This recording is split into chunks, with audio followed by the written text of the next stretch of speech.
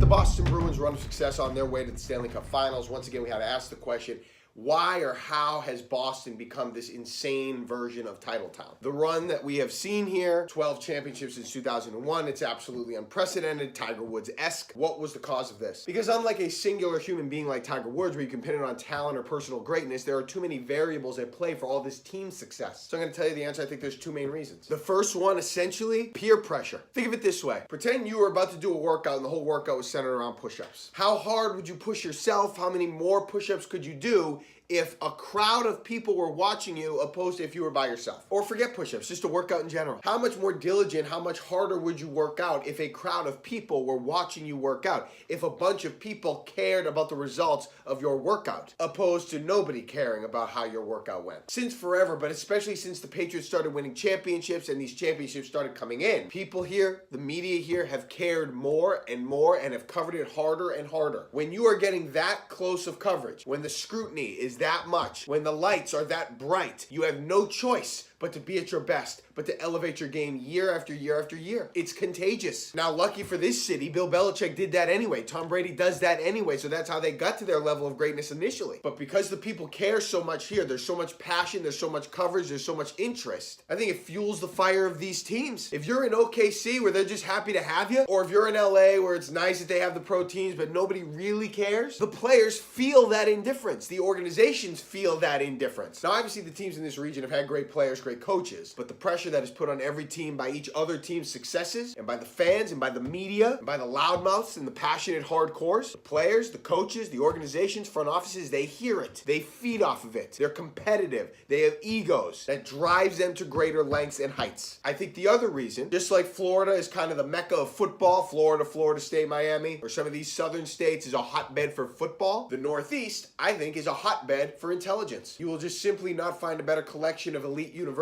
than in the northeastern part of the United States. Not to say other parts of the country don't have great schools, and I just think you have more smart people from this region doing a better job. You're around a lot of smart people. Those smart people rub off on other smart people. Everybody's around smart people. I think that helps the teams. Think about this. After what the Bruins have done this spring, going forward for all four major sports teams, anything short of making the championship round will be unacceptable. That's crazy. Well, as you know, I'm not on Snapface and all that, so I don't really get those.